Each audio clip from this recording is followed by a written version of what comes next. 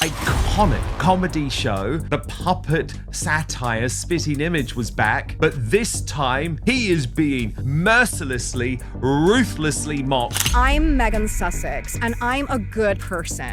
Are you joking? Megan, off. Okay, Megs, go. Trick that people do with pineapple, instead of just cutting it Hold it steady, you ginger pots! to make the perfect little bite, you follow the wedge. I get another lecture from you, I'm gonna go crazy. When nature has given you all the cues on how to have a perfect taste of something. Oh, how fun is that? I love it. Oh my gosh, I work so hard. Shut the up, bitch. You're a idiot.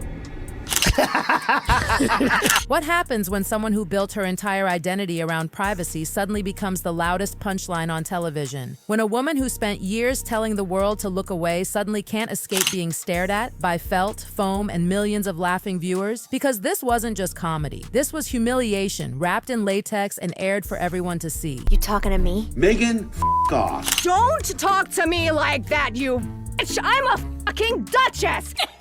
Meghan Markle, the Duchess of Montecito, reduced to a puppet, not whispered about in tabloids, not debated in hushed royal commentary panels, but roasted, skewered, and dragged under studio lights by a show that exists purely to mock power, and not gently, brutally. Hello, followers.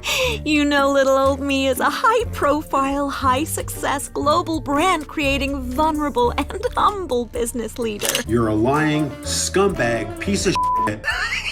Spitting Image didn't tease her comeback. It didn't wink at it. It obliterated it. 8 years of carefully curated reinvention. Lavender gardens, rescue chickens, podcast microphones, and PR affirmations, undone by a puppet that somehow managed to act better than the woman herself. That's the part no one wants to admit. The puppet wasn't exaggerating. It was mirroring. And I'm meeting another good person today. Megan, off. She walked back into Hollywood like she'd never left, announcing her return to acting as if the industry had been holding its breath, waiting. Like the second coming of Meryl Streep, only with more press releases. And within days, British comedy answered, not with applause, but with 4 savage sketches so sharp they made even Netflix executives flinch behind their avocado toast. This wasn't satire, it was intervention. I've decided my time is better spent doing less, and so I'll be coming on here to patronize you through your phone. Each sketch hit harder than the last. Megan Sussex auditioning like royalty hunting clout. Megan Sussex bragging about skills she couldn't remember. Megan Sussex threatening Puppet Harry while lounging in a house with more bathrooms than Oscar statues. It was relentless. And the internet? It detonated. Fans screamed bullying. Critics screamed genius. Everyone else just stared at their screens whispering, did they really just do that? And Megan? She said nothing. Not a word, not a statement, not even a dramatic silence wrapped in inspirational quotes. Just nothing. And somehow that silence screamed louder than any punchline. Soapads, tell me, everyone knows you're the bear who likes to share. What's the secret to your eternal personal glow? Well, Harry, I'm glad you asked me that. As you know, I'm a huge fan of South American product. Is it Colombian? No, 100% Peruvian biodynamic, organic, catastrophic. Yes, I've tried it, and the results were incredible. This story is about understanding, not accusation, and every detail shared here is meant to bring context, not conclusion. 8 years. That's how long Meghan Markle has been rehearsing this moment. 8 years of distance from Hollywood, marinating in self-discovery, branding exercises, and controlled vulnerability. Now she's back, ready to act again as if nothing happened. After stepping away from Suits and plunging headfirst into royal chaos, she signs on with Amazon MGM Studios. A comeback, a rebirth. Somewhere in Beverly Hills, casting directors collectively sighed. She even admitted she's rusty. Rusty. That's one way to describe nearly a decade of podcasts about authenticity and Netflix projects people didn't finish. She pivoted from acting to lifestyle content, from storytelling to sermons, and now she wants the spotlight back. This isn't about acting, this is redemption theater. She wants the standing ovation that says she made it without the crown. But Britain had other plans. Because in Britain, they don't roll out red carpets, they roll out Spitting Image. And instead of applause, she got puppets. 4 clips, 1 duchess, 0 mercy. The sketches spread like wildfire. YouTube, TikTok, X, even your aunt's Facebook feed wedged between minion memes and self-care quotes. And every click sharpened the knife. H, don't make me get the electric collar out. Sorry, love. I think my arm's gone dead. The first sketch set the tone. Taxi driver. Puppet Meghan staring into the mirror, channeling intensity, asking, you talking to me? You talking to me? You talking to me? Then the kicker. Not without clearing it with my publicist first. the internet collapsed because nothing screams self-awareness like needing PR approval for imaginary conversations. People who swore they'd never laugh at royal mockery were choking on their oat milk lattes. Then came Jaws, then Taken, then chaos. Careful, Harry. I spilled some essential oils on the floor. But here's the wild part. This wasn't exaggeration. This was quotation. The puppets didn't invent a persona. They copied it. Meghan's brand had become self-parody, and even her defenders had to pause and ask, are we laughing with her or at her? If Taxi Driver was a jab, Jaws was a body slam. Puppet Meghan in designer fishing gear announcing, we're going to need a bigger house.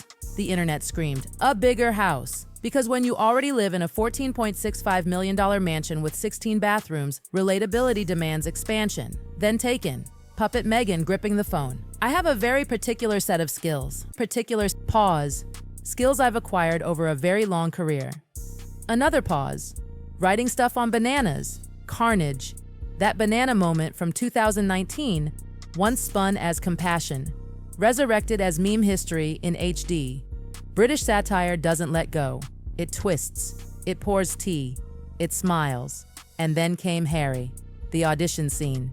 Meghan mid-emotion. Harry barges in. I swear to God, Harry. Ruin my take again and I will end you. The crowd howled. Because it didn't feel exaggerated. It felt familiar. Puppet Harry blinked through scenes like a lost intern.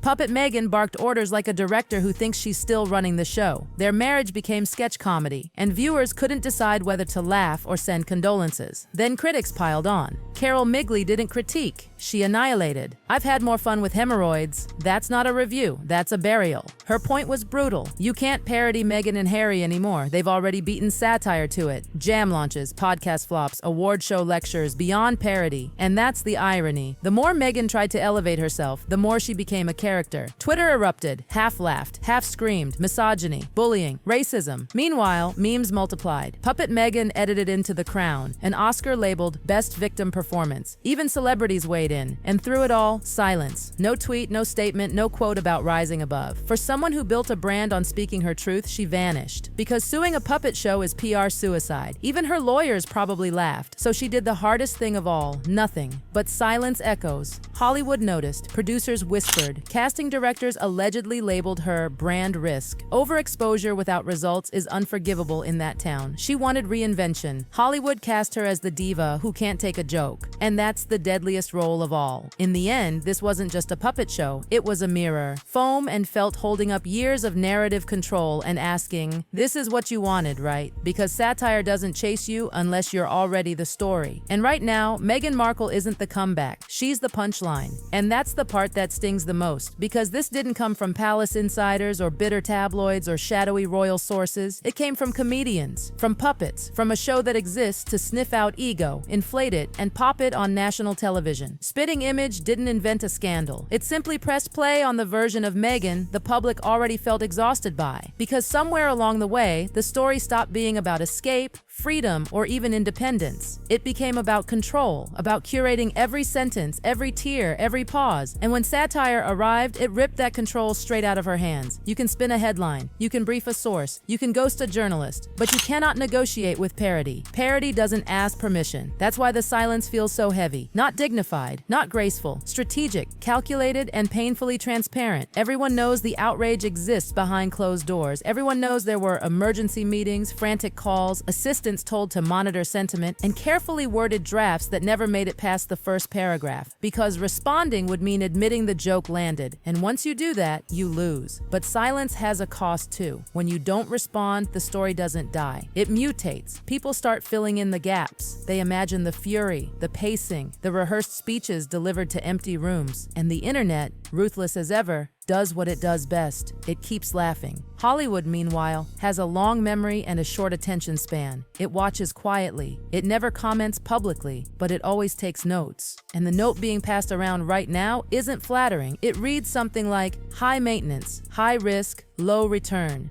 Not because of talent alone, but because of optics. Because every project becomes a referendum. Every casting announcement turns into a cultural argument. No studio wants their film hijacked by discourse before the trailer even drops. That's the cruel twist. Meghan wanted to be taken seriously as an actress again, but seriousness evaporates when your image is defined by punchlines. Not because comedy is beneath acting, but because comedy without consent feels like loss of power. And Hollywood worships power. The irony is brutal. She left an institution she said silenced her, only to discover that pop culture is louder, faster, and far less merciful. The monarchy moves slowly. Satire strikes instantly. And once it strikes, it never really lets go. It just waits for the next moment to resurface. And that's why this spitting image moment isn't just another viral clip, it's a marker, a line in the sand. Before this, she was controversial. After this, she's comedic shorthand, a reference point, a meme template.